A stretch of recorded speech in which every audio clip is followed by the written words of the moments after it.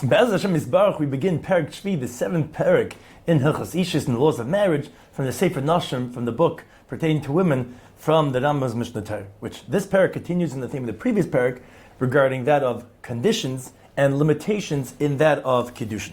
Some ideas we're going to discuss in today's Perek, like we said, a continuation of the laws of stipulations. If someone makes a Kiddushin on the condition that his father will be agreeable to that, or that he has certain monies, or that she doesn't, or he doesn't have any vows or blemishes, or that the Kiddushin should be from now until 30 days later, or he makes the Kiddushin except that it's not excluding a certain individual, or if he betrothed his wife for after he's going to divorce her, or if he does Kiddushin for a woman that's forbidden for him now, but will be permitted for him later on, or a woman that is not even around yet, she's not born yet, or not really available yet for Kiddushin, or things that require an evaluation, or regarding different litigation between them regarding the amount of the monies that they agreed upon for Kiddushin, and that regarding the agency and stipulation as one retracts as it applies to that of Kiddushin.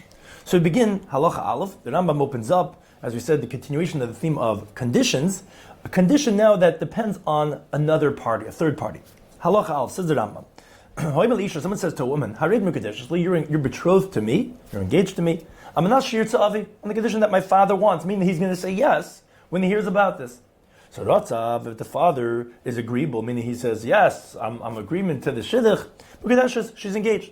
Loi Ratza, if he's not agreeable, or even if it's just silent, or he dies, he passes away before he hears about it, so then he'll never be able to say yes. So therefore the stipulation that tonight is not being fulfilled, in Mukadeshes, she's not engaged. Because again, everything depends on the moment when he hears about it. If he says yes, that's a fulfillment of the Kiddushin. But if he's silent, even if he's agreeable later on, or if he never hears about it and he dies, so the condition was never fulfilled, so therefore she's not going to be engaged.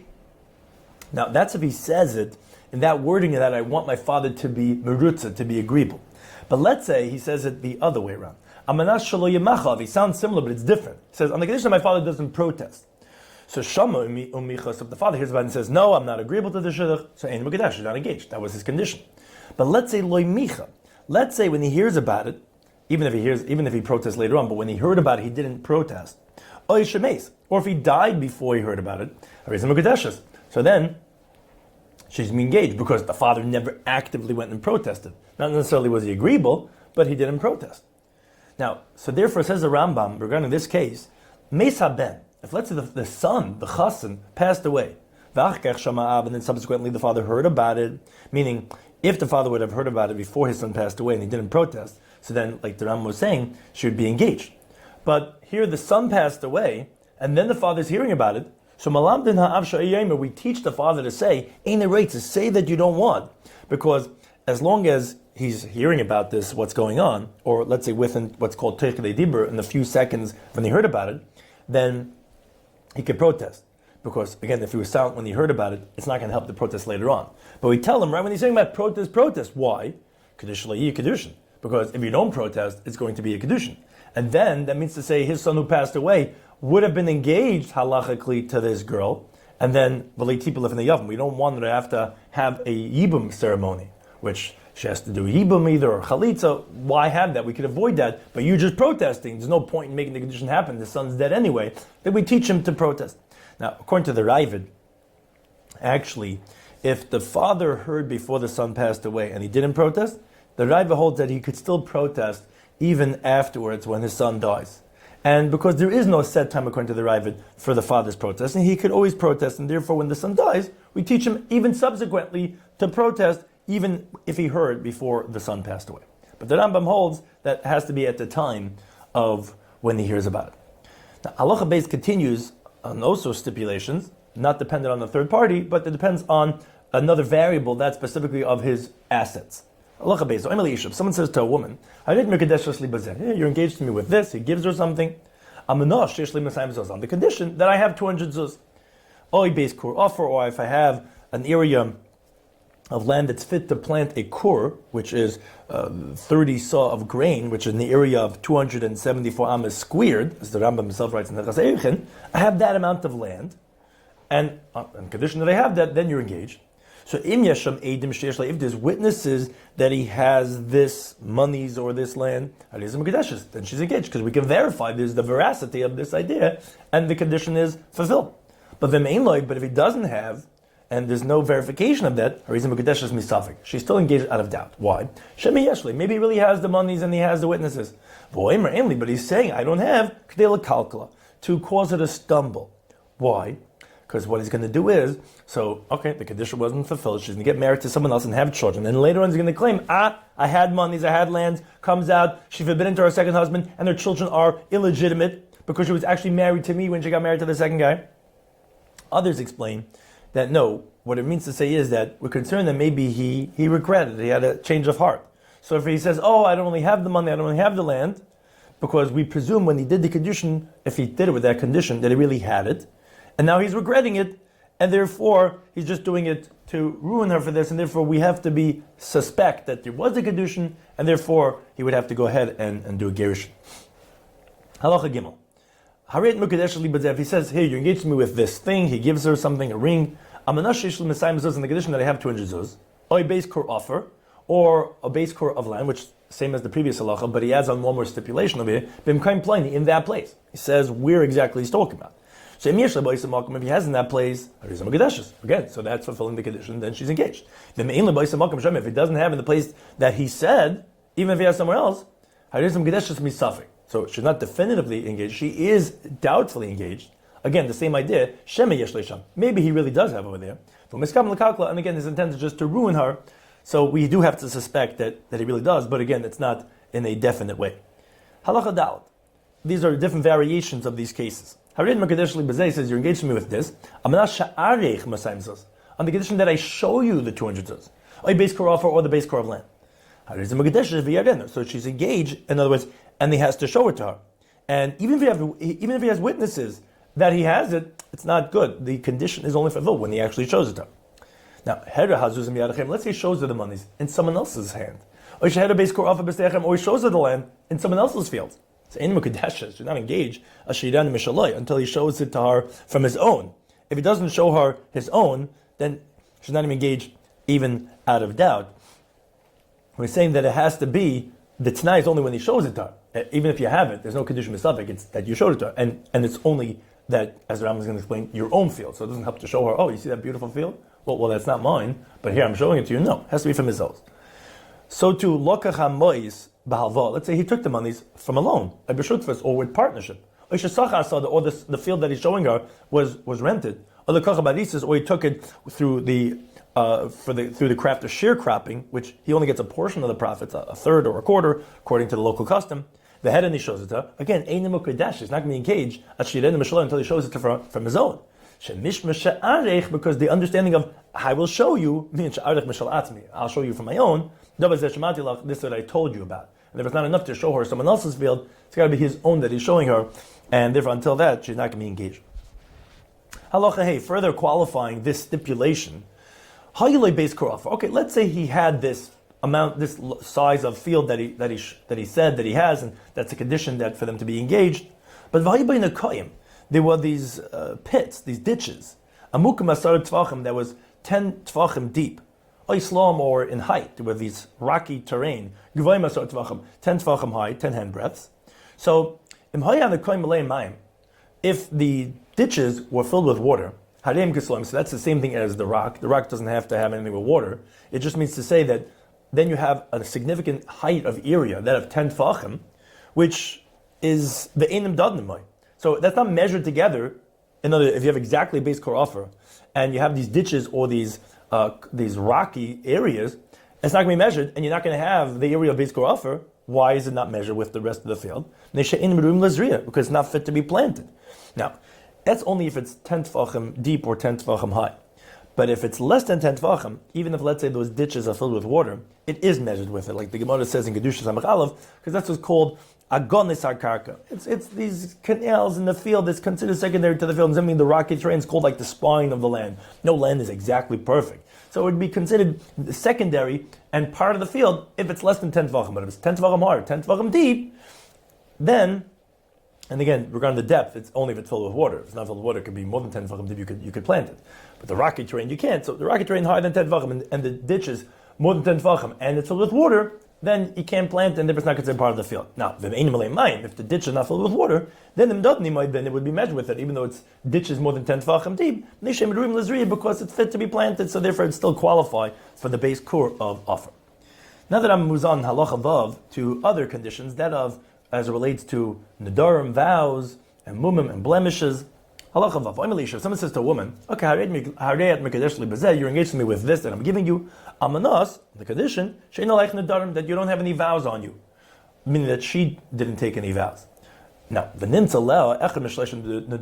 it turns out she actually has one of the following three vows that she took. Either she's not going to eat meat, or she's not going to drink wine, or she's not going to put on any type of colorful garments, she's not going to get all dressed up with jewelry, makeup.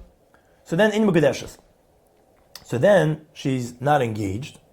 And the reason is because these are what's called nidri inu nefesh. There are things that afflict a person because if she doesn't get all dressed up, she's disgraceful, and someone who's getting engaged is particular if this girl doesn't put on makeup, doesn't get dressed up, and therefore she's not going to be engaged. Because he said that, I don't want you having the dharma. And these are having the dharma that a person would be particular about. Now, but let's say nimtzalel neder chutzmei. Let's say it turns out she has some vow, not one of these three. Even though he says, I'm particular even on this, I said you shouldn't have an neder. No, she's going to be engaged. And the reason is because most people are not particular about some random neder, and that's not included in when he says, as long as she doesn't have neder. Now, but let's say he says to her, kol neder. Says, on the condition you don't have any vow, okay, then I feel a should not just lay teich. Then even if she took a vow that she's not going to eat boxers, she's not going to eat carobs, she's not engaged, which the Rambam himself is alluding to what he says in Hilchos Deis, that charuvim roam lo'olam, that carobs are always bad. Boxers, not just the little kids who don't like it. It's not good for a person. So you would have thought to say that, that's not something that a person would be mocked, but that she took a vow not to eat boxer because it's anyway not a good thing. No, any vows means any vows, and she took a vow not to eat carobs. She's not engaged because he said any vows. But if he just said in general vows, it means those three and not any other ones. Halacha zayin. He says, you're engaged to me with this that I'm giving you. That's on the condition you don't have any blemishes. It turns out she has one of the blemishes that are problematic, are invalidations for a woman that is not engaged. Now, but let's say you find some other blemish, not one of that category of blemishes that are problematic for a woman. Even though he says, I'm particular, I'm a very delicate person, I'm particular about any blemish, again, she's still going to be engaged because generally people are not particular and we don't consider it as if that was included. Now, explains the Rambam. What are these blemishes, as if there's a categorical explanation? What are blemishes that are invalidations for women that will invalidate the marriage? Any blemishes that invalidate a kohen from doing the avodah, invalidates by women. And what are those by the Kahanim? So the Rambam says, Hilchos Beis Mikdash, regarding the halachas of entering into the Beis Mikdash, which the Rambam says over there that he mentions the mumim that invalidate by Kohanim as 140. There we're going to explain all the blemishes of the Kohanim, and women are included in that. Now, the Yoselim Banashim, actually women have more invalidations in their bodies than that of Kahanim. And they are reich ra, if there's a bad odor coming from her body odor.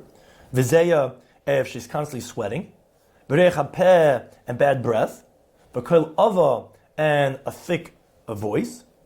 V'daden gasen migchavreseh tevach, if her breasts are larger than her friends, by that of a hand breath. V'tefach bin dadladad, and if there's a large gap between her breasts, that of a hand breath.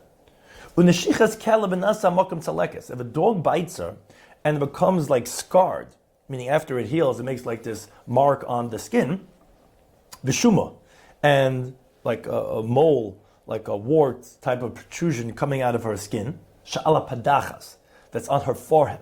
I feel like even though it was very small, I feel like even if it's very close to the hair on her head, which sometimes you see it, sometimes you don't, because our hair covers it.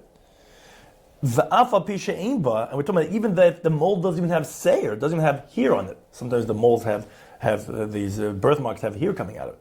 It says the Rambam Zuhi, this one that we're describing, that's small, that doesn't even have hair coming out of it, is Hashuma, is the mole, that's considered a blemish that a woman has more than that wouldn't be considered a blemish by Kahan.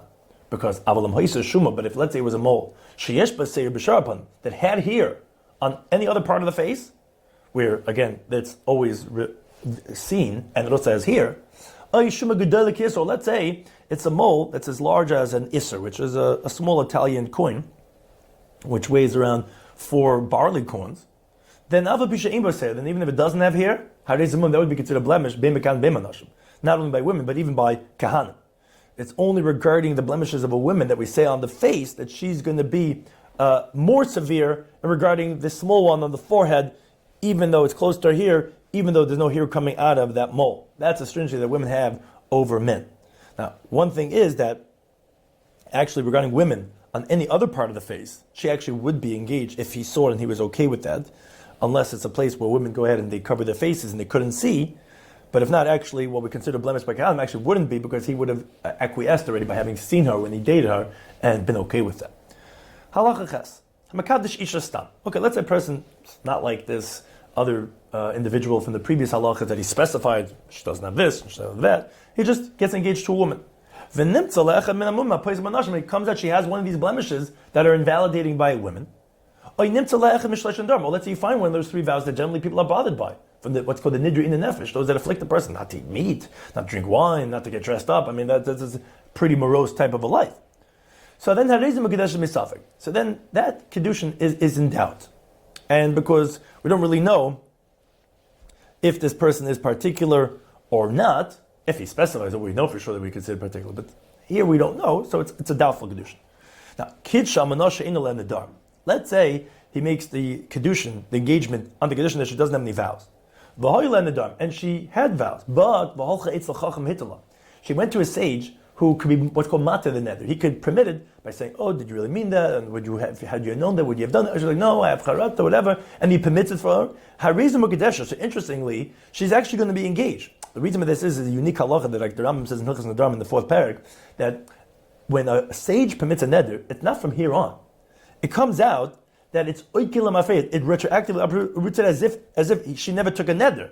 So therefore, even though she went after the engagement and she goes to the sage, it's like as if she never had it, and therefore, when they did the kedushin, she quote unquote didn't have the neder, and never should be engaged. Now, in contrast, the Rambam continues halacha tes. Kitcha al manashe imba mumen. Let's say he does the engagement on the condition that she doesn't have any blemishes. She had blemishes. Now, but as a kala, they quickly say, okay, she's getting married. This guy's very particular about the blemishes, but we have to get the shidduch going, and they got engaged. So then she goes to the doctor, and she gets surgery, and he heals her. She's not going to be engaged. Which the Gemara Ketubah says, well, what's the difference between the doctor and the sage? Because the sage, like we said, uproots her retroactively, in contrast to the doctor, which is only from here on. So it comes out when the kedushin was done, on the condition that she doesn't have blemishes, that was not a valid kedushin because she had blemishes. According to Taisus, which actually seems like the Rambam's interpretation, is that no, even after she gets healed and he had no clue, it doesn't make a difference. She's still repulsive in his eyes when he recalls about the blemishes that were there. So since at one point there was the woman, that, and he made the condition when the kedushin, therefore that's not going to be okay. Because as the Rambam continues, he says, so by the woman she's not engaged. But let's say the man makes a stipulation that he doesn't have vows. We're going to get engaged as long as I don't have. Or for that he doesn't have blemishes. Truth is, he was not saying the truth. He had vows, and he had blemishes. Okay, but he knows he's getting married and he had made the stipulation. He goes to the sage who permits it, or he goes to the doctor who heals him. Here she is going to be engaged, even with the blemishes. Why? In this way you see that the Rambam is like the way Taisus said it, that there's no disgrace for a man for the blemishes that he had previously had that he got healed. And a woman's not particular about this, she wants to get married. So that's the difference regarding his stipulation for about his body or for her. For the woman, even though she's healed already, but he remembers that, and that is for him disgraceful, and therefore it would not be valid kedushin. But when he takes it about himself, a woman's not particular about it, and therefore, since he heals himself, it is going to be a valid kedushin. Now the Rambam contains halacha yud with other stipulations, that of regarding as it relates to time. If someone says to a woman, you're engaged to me with this, and I'm giving you amanas she'etein lich masayim zuz, on the condition I give you 200 zuz, from now until 30 days. I give myself a 30-day time limit. So if he gives it to her within 30 days, so she's engaged. If 30 days already passed and he didn't give it to her, then she's not engaged. Now, what's the chiddush in that is that even if he subsequently gives it to her, it's not fulfilling the condition. In other words, you don't say that, no, he only meant to say, oh, I'm going to do it in how many times does a mother say, in 20 minutes I'll get it done. She doesn't get it done. Or a father says, I'm going to be there, in a few moments, and he doesn't. And maybe it's not a full-fledged condition. And we say, no, that's what the stipulation that he said. Within 30 days. Comes on day 32, it's already too late. It's not a valid condition. Now, let's say it says, you're engaged to me with these monies after 30 days. Means say, unlike the previous case, he does not want the condition to take effect right away. He wants it to take effect in 30 days from now. So here the Rambam says a chiddush. Even though the money is already consumed by the woman within the 30 days, she's going to be engaged after 30 days when he said it should take effect. Now, the chiddush in this is it seemingly sounds like the case of Mekadesh ben Milva, engaging with a loan, because here it's only kedushin after 30 days. So he's not giving her anything now 30 days later, because she already used it up. She owes him, but that's a milva, which the Rambam previously said that she's not going to be engaged. No, because here it's different. Here when she initially receives the monies, she didn't receive it as a loan, and then he's forgiving the loan. She received it as kedushin. But even if she's going to use it, it's only with the condition that that's going to engage her. So actually, when she consumed the monies, she was consuming his, and when the time came, she received that pleasure that she doesn't have to give him back that monies, but she received it in the context of kedushin, and therefore that's the chiddush of the Rambam, that she's going to be engaged. Now, but if he retracts within 30 days, or she retracts, then she's not going to be engaged, because as long as the kedushin did not take effect, so there's no actual halachic engagement, it's just a commitment, and when they retract, so that uproots that what's called the second dibur, uproots the initial dibur, because no maisa of kedushin was actually done. So although it's going to take effect even if she consumed it, there's not going to be kazma milva, but they could still back out within the 30 days. Halacha Yiralf. Now let's say a second guy comes along and he hears about, they got engaged, but wait a second, interesting engagement. He gave her money, he said, but it should only take effect within 30 days. So he goes, on day 15, he goes to her and he says, you want to get engaged? And he gives her a ring. So she's now forever engaged to the second guy. Why? When the second person was Makadashar, she was not engaged yet. As we said, it only takes effect after 30 days. So the second man's kedushin takes effect, and she becomes a married man to him. Now, when it reaches 30 days from the first time, from the first man, when it comes the first one's kedushin, turns out she's already married woman to the second guy. For nimtza rishon, so it comes out that the first guy is kamisha kiddush. It's just like he's trying to betroth a married woman. She'ena kedushin difference about which you cannot do kedushin on a married man, on a married woman, and therefore she's engaged to the second one and not to the second man. Now halacha yud beis. If someone says to a woman, here he doesn't say that I want you to be engaged to me in 30 days or after 30 days. He says I want you to be betrothed to me from now and after 30 days. Bedin is with this dinner that I'm giving you.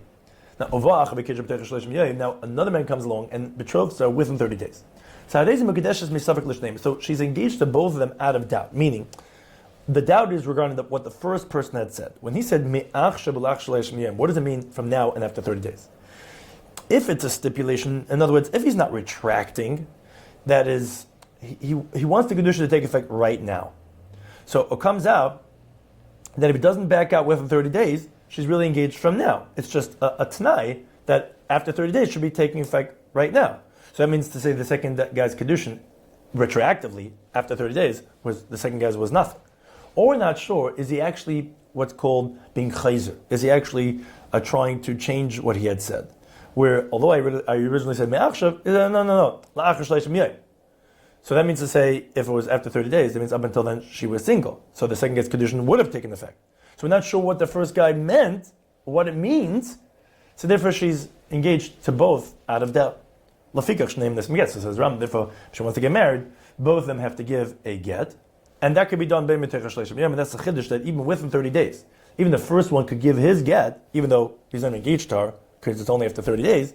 But that's not like the halacha of davar shlei b'la'olam, which you can't do something that has not yet taken effect, because it's not really missing anything in action, because the 30-day mark is going to come by itself. The action of Kedushin was already done from that moment when he did the Kedushin, so even within 30 days, they could do it, or ben lachar shleishim yom, or whether after 30 days. Now, continues the Rambam. Let's say he says to Harid Mekadesh li ma'achshav lach shleishim yom. So he says, I want you to be engaged to me from now, and after 30 days, as we said in the first part, in the previous case. Now, now the second person, he says, interestingly, he says, the second guy says, I want you to be engaged to me from now, same wording, but not after 30 days, after 20 days. And then the third guy comes along and says, I want you to be engaged to me from now and after 10 days. So it says the Rambam, even if it's 100, with the same order, meaning that the later person's kedushin is the la'achar, the later time is going to be finishing before the guys before him, which we're going 30, 20, 10, 9, 8, 7. So they're all saying me'achshav ula achar, the amount of days is ending before the previous people's. Kedusha kulam taifsim. So then all their kedushin are going to take effect, out of doubt. Therefore, she's going to need a get, a divorce from every single one, because she's doubtfully engaged to each one of them, like we said, because we're not sure, is it Tanai? So then it's the first one. Not sure if it's Chazara. If it's Chazara, then it's the one who's beating that mark. Now each one is beating that previous guy's mark, but we're not sure is it Tanai or Chazara, so therefore she's going to need a get from each and every one. The Rambam continues on another Tanai, another stipulation, that of including who's prohibited with his kedushin. Generally, the kedushin says that she's forbidden to every single man besides him. But halacha Gimel says that if someone says to a woman, you're engaged to me, except for that person, what do you mean you're engaged to me besides that person? That you should not be forbidden on him. And I want you to be considered a married woman for every single person in the world. But for that man, you're single. So here she's engaged out of doubt, because we're not sure, could you engage a woman to leave over part of the acquisition? Or, because why not? You could always leave over part of a kinyan, which is what Kedushin is. Or no, do we compare Kedushin to Gerushin? Which it says in Devarim Chavdal B'Yatza B'Hais L'Shacha that she gets divorced and she goes and marries another person. So we're comparing Havai, which Kedushin, to Yitzi, which is divorce. Just like divorce, you can't leave over anything. In other words, it has to be a complete severance, like the Pasuk says, Sefer Krisa, like is called the book of cutting off. And if you leave off anything that she's still connected to on some level, that's not considered a valid get. So to Kedushin, you can't leave over. Which, why is this different than the case of Me'achshav Lach Shleishim Yom and Halacha Yud Beis, which we said that actually that's also somewhat engaged, somewhat not? No, because you're not leaving over anything unless it's only for 30 days. Here, you're leaving over something in the essence of the actual Kedushin itself, in its infinite element, that's saying it's only a Kedushin for everyone else besides him. So that we're not sure, could you do that or not? Therefore, should be engaged out of doubt to this man. Now, let's say he says it differently. Here's where the wording is important. Let's say he says, you're engaged to me, on the condition that you're permitted to that person. He didn't say chutz, he said almanos. So Harid Mekadesh is here, she's going to be engaged to this man, because here he didn't leave over anything from the kedushin. He made a full kedushin. He just made a stipulation with her that, like any other stipulation, that a man could make, and actually b'ti'asur love k'sharim, and she's actually forbidden to that man, like anybody else in the world, because a woman's not fit to have relations with two men, and the reason why that stipulation is not there, because the stipulation was on something that cannot be fulfilled because of the Issa Torah. And it's previously said in the previous Perek, it's not bottle, and the mice is kaim. So therefore, the Kedushin is a valid Kedushin, and there was a condition, but the condition is null and void, because you can't be Masna Mashakas Batayr. And therefore, she's been engaged to him, in contrast to the case of Chutz, which we're not sure, it wasn't a condition, that's Mukadesh Misavik here, it's definitely Kedushin, and the Tanai is not kind. Now that moves on to the second half of this parak, regarding future Kedushin, which is similar to the case we were talking about, from now and 30 days, but that was regarding the laws of stipulations. Here it's really regarding the laws of making Kedushin that will be in the future. Halacha Yadal. If someone gives 2 prutas to a woman, which one is is the minimum for Kedushin, he gives her 2. And he tells her, okay, you're engaged to me today with one of those coins. And with the other one, after I divorce you, I want you to be then re-engaged with that pruta. So this woman is engaged, which some say that the Rambam means out of doubt, meaning for the second time. Meaning when he divorces her, okay, she's engaged with the coin that he initially gave her to get re-engaged when he divorces her. Now, so when he divorces her, she's automatically back engaged. Until he divorces her a second time, from the kedushin of the second coin. Because anytime he divorces her, boom, she's right back engaged because he had initially given her to her beforehand. Which that's the elements that we're talking about over here regarding future kedushin. Now, let's say he tells a woman, different case of future kedushin. You're engaged to me with this coin that I'm giving to you after I convert. I'm not Jewish yet. I want to get married to you. I'm converting. So here, take this money, and then you'll be engaged after I convert. You're not Jewish, but after you convert. I'm now a slave, a non-Jewish slave to a Jew, and I'm not fit to get married, but after I get freed, I know I'm getting freed shortly, then that will be the engagement. Or after you get divorced, or after your husband passes away, which now you're a married woman, not fit to get married to me, or after that your sister passes away, who that was this man's wife, and he cannot get engaged to his sister-in-law, his wife's sister, when his wife's alive. When his wife passed away, he actually could get married to her. In all these cases, she's not going to be engaged. Because right now, he cannot get engaged to her. So they're all qualified like what's called Devar Shalei B'Olam. When you don't have the thing extant in the world, you cannot acquire, as the Gemara says, Gedush Namach Beis, something that's not even here yet. So she's not here, he's not here in that context of the marriage, in contrast to the first case, where the woman here that is engaging, he could, she is actually engaging her right now, he's giving her the Kedushin that should even happen for later, and since he could do it right now, but it's not, he's doing it for after she gets divorced, but since he could, so it will. In contrast to these cases where he cannot, so it will not. Halacha Tezvav. If someone says to his Yavama, which is when his brother died without any children, his sister-in-law has to have Yibum or Chalitza, and she's forbidden to anyone else until he does Chalitza to her. So if he says to his Yavama, his widowed sister-in-law, Harid Mekadesh Li Bazeh, you're engaged to me with this that I'm giving you right now. La'acher sheyachlitz lich Yavamech. So this is actually another man, a third party, says to a Yavama, not his Yavama, says to a widowed woman that, okay, look, your brother-in-law I know doesn't want to get married to you.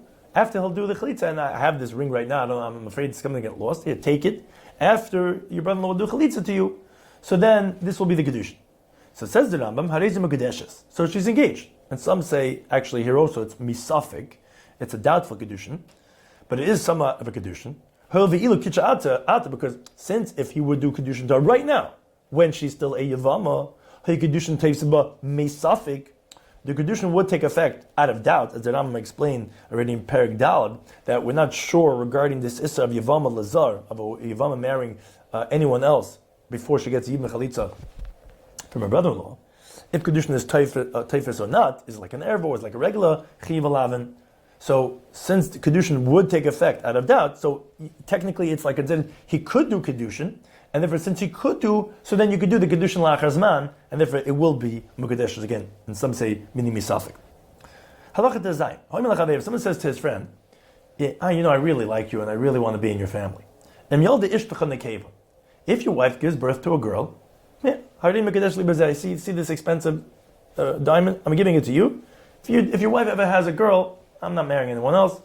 I want to be engaged to your daughter. So Lema Klum says the Rambam, he hasn't said anything because his wife's not pregnant, and so it's called the Davar Shalei B'Olam. You can't go ahead and do a kinyan, which is what kedushin is, on something that's not here. Now, but let's say his friend's wife was pregnant, and you could tell that she's pregnant. Then actually, when there's a girl, he will be engaged to her. Now, but says the Rambam, it says Rambam, it seems to me that he has to go back and do another kedushin after this girl is born, through her father, meaning by giving it to the father, so that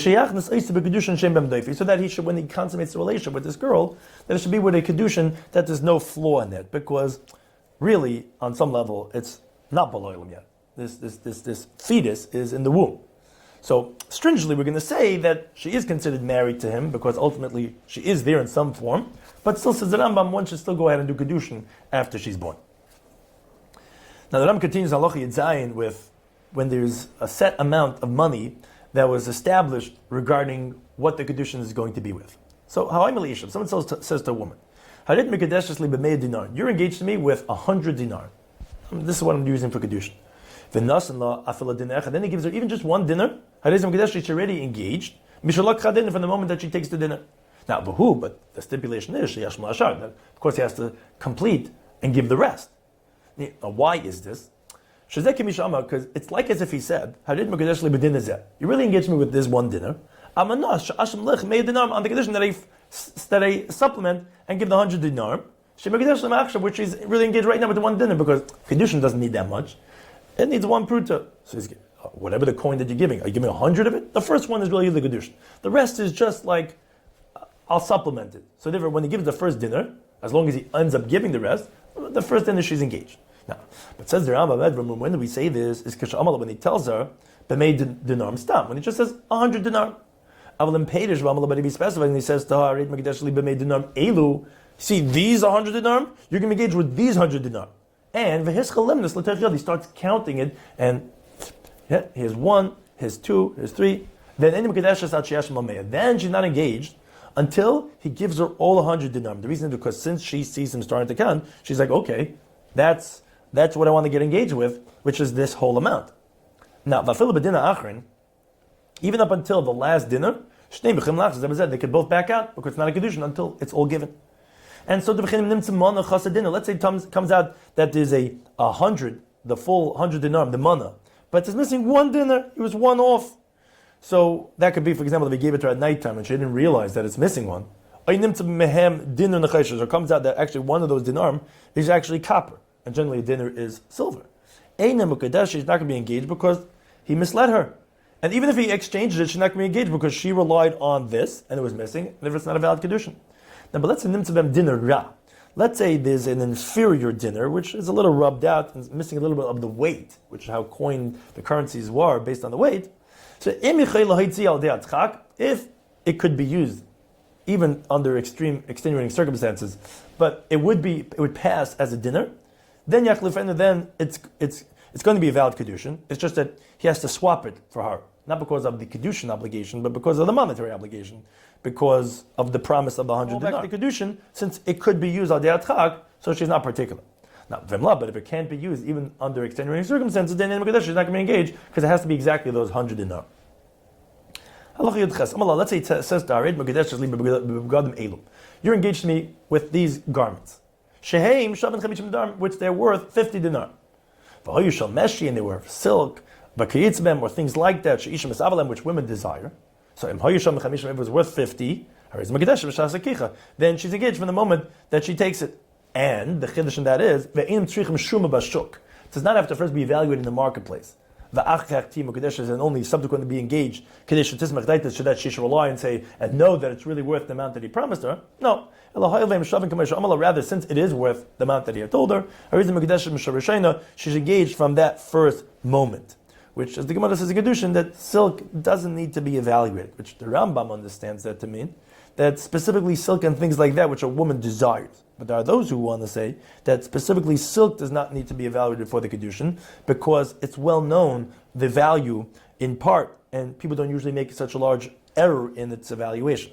Regarding other things like precious gems, diamonds, and pearls, which people end up making, it's very hard to really evaluate its value. That would have to be evaluated before the kedushin because a woman doesn't really rely on. I don't know how much you tell me it's a $3,000 diamond. I don't really know that is, and actually from there is where the custom came from doing the kedushin with a ring that has no stone, so that we don't get into this whole debate and question regarding its value or not. Because then, if it would be because then the real is not a kedushin unless it's first evaluated and ascertained by the woman to know that's really worth the amount that she was told. Now, the main shavin. Now, if let's say it actually turns out that it's, so we're saying that the kedushin here, the way the Rambam is saying, is actually, it does not have to be evaluated, as long as it's worth that amount, she's going to be engaged from that moment. Now, but if it means shavin, let's say it turns out that's not actually worth the amount, she finds out a week later, that garment, that's worth only half of what he told you, then in Mekadesh she's not engaged because he did promise her that amount. It's just that when he did, you don't have to first wait for the evaluation, it's going to be right away, but if it's not, then obviously she's not going to be engaged. Halacha Yotes. If there's a man and a woman that they were involved in getting engaged. He says, look, 100 dinar I'll use for the kedushin.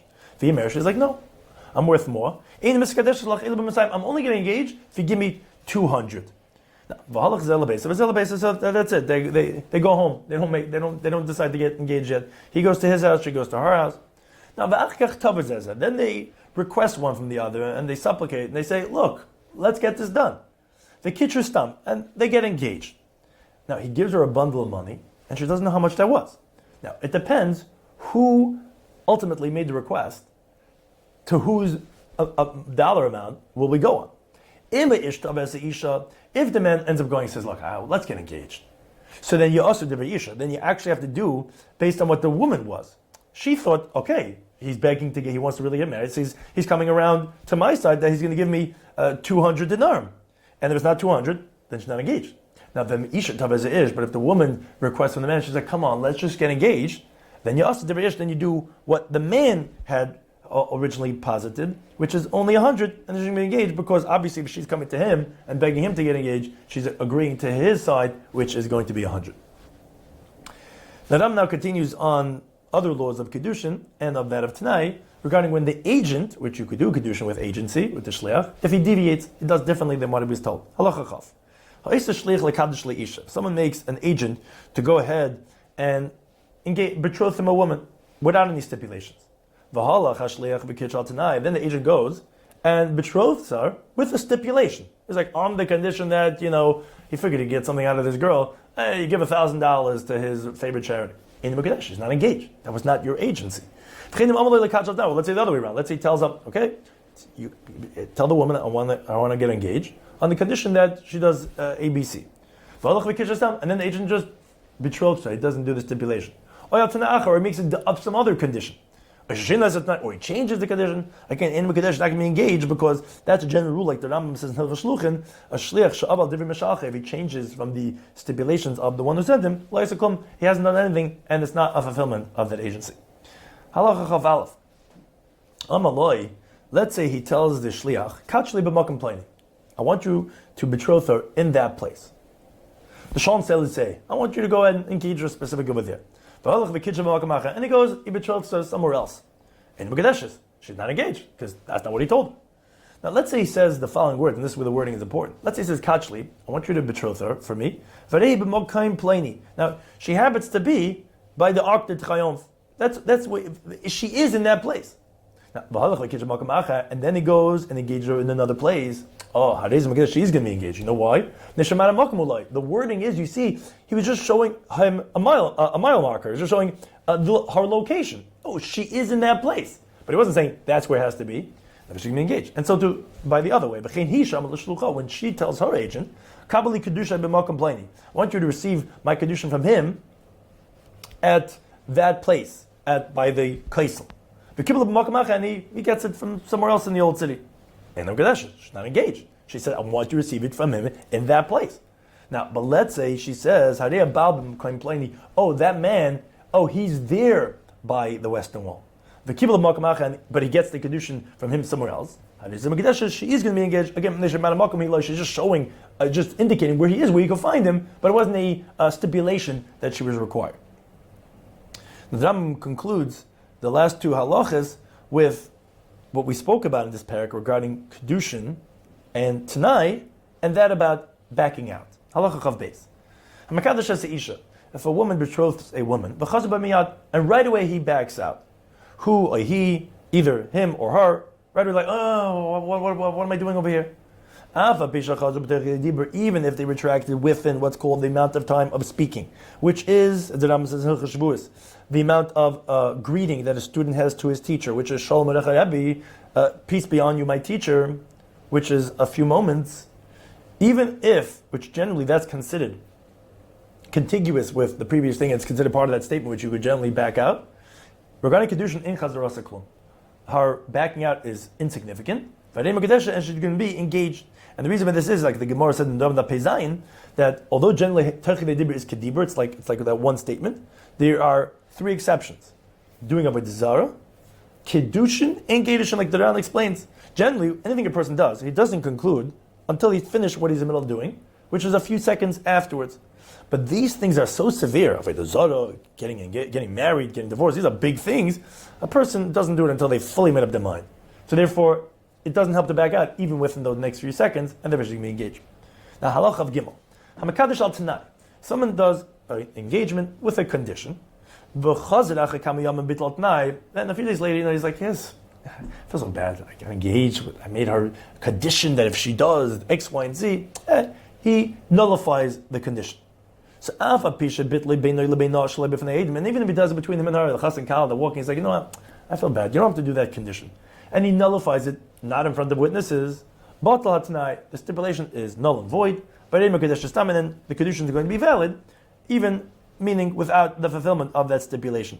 Now, the reason for this is because the Rambam holds that the bittul of the Tanai does not need witnesses, as long as the kedushin itself was done with witnesses, as the Rambam himself said in Perek Gimel, that the agent of the husband, for example, to engage from a woman, doesn't have to be done with witnesses, like he says, because there's no necessity for witnesses in the agency of the husband. There's only the kedushin itself. So the same thing would apply for nullification or a completion of a condition, as long as the actual kedushin was done with witnesses. Or let's say the same thing if the stipulation was from the woman. And then she goes and she nullifies the stipulation. Again, it nullifies the stipulation. Therefore, says the Ram like this. So if someone makes a kedushin on condition. Now, when he gets married, he doesn't say anything. Doesn't talk about the stipulation. Oh, did you take it? We're consummated relationship. Did you take? Doesn't say anything. I bossed him, or he just cohabits without saying anything. So I raise a tzricha get. So here, out of doubt, she's going to require a get. Now, why? But the condition wasn't fulfilled. So it comes that there was no kedushin. No. Shema, bitla tanai, maybe he nullified the condition, and we said that doesn't have to be done in front of witnesses, and that's what Ram is saying, lafikach. Maybe he nullified the condition. Why? Keshabal, when they cohabited with her, keshakonas, or when he brought her home, we don't know, because he didn't say anything. So maybe he nullified, which she could do. So, out of doubt, maybe she is married, but maybe not, so therefore she's going to require a get. Now, the Raivad, however, requires that this of bringing her into his house to be considered as a marriage would have to be done with witnesses. And therefore that would be the nullification of the stipulation with witnesses, because as the Raivad himself says in the third parak, that also the agency of the husband does have to be done with witnesses, which is based on the klal that kol davar shebe'erva, anything related to that of relationships, require two witnesses. So therefore, this would also have to be with witnesses. Now, but says the Rambam, let's say if the man does the kedushin with something less than the pruta, or with a loan, which we had said previously are not valid kedushin. And then then he goes and he cohabits with her without saying anything in front of witnesses, which that doesn't mean the actual bia, it means that he's secluded with her with witnesses, because anytime you do the kedushin with bia, you don't have to actually do the actual bia in front of them, but rather that the yichud, because as well known hin in the yichud, hin in the bia, like the Gemara says, as the Rambam said in the third parak in Hilchos Ishut, that's considered as if the witnesses saw that kedushin of bia. So tzricha get. So she's going to require a get, and the reason is, like as in the previous halacha, shall be ilazu samach, because he's really relying on this cohabitation to do the kedushin. And not on those kedushin that were possible because less than Shabbat Pruta, or then that of a milva, which obviously what we're saying over here in these last two halachas of doing the kedushin less than the Pruta or with a loan, that the bia here has to be in front of witnesses, because that is the primary kedushin. In contrast to the Ram had said just before, when you do the kedushin on the stipulation, that then he said no, then the bia does not have to be with witnesses, because that's actually the bittul of the Tanai. And actually the kedushin is fulfilled with the first kedushin, like the Rambam Mishneh says, and therefore that's why here it's different, that here we're not sure she's going to require a get, because to the contrary, he's not saying anything now, and he knows that the first thing, as the Ram says, Chazaki, there's a presumption, she'enod miyisrael haksherim, we don't have an upstanding Jew that Isa be lost is going to do his cohabitation, bilas nus, a bia of znus. So he knows that the kedushin that he originally did was less than the pruta or the milva. That's not a kedushin. So when he's doing the bia now, he's not doing it just as getting married, which is in the second stage. He's doing it to be a new kedushin, and therefore it's definitive kedushin. In contrast, in the previous case, when he does the kedushin al tanai, even when he does a bia, it's only kedushin out of doubt, because we're not sure. Maybe he's doing the bia relying on the stipulation, and he thinks that the kedushin was fulfilled, and then actually the bia would be his nus, but he just doesn't know that. Here he knows the original kedushin was not valid, and if he's doing a bia, so why doing a bia? We presume that you would not do just as a nus, as immoral out of wedlock relations, and therefore already mitzvah, because he has the opportunity now to do this bia as a mitzvah, and therefore we're presuming that it's a new kedushin, and therefore she is definitely going to be engaged in. Now, the Rambam does write in Chuvas that every single Yisrael has this chazaka until we know that he's someone who has immoral relations of his nus, and then obviously he won't have that chazaka, because if not, anyone who has relations with a single girl in front of witnesses would require a get, which is not the case. It's only a regular man who we presume that he was dating this woman and he did a kedushin, and then he does a bia. We're presuming that he's doing that bia to be as a kedushin, which is one of the three possible ways, and because he knows that the original was not a valid kedushin, and the man would not make his bia his nus, rather he's performing the mitzvah of kedushin now with this bia.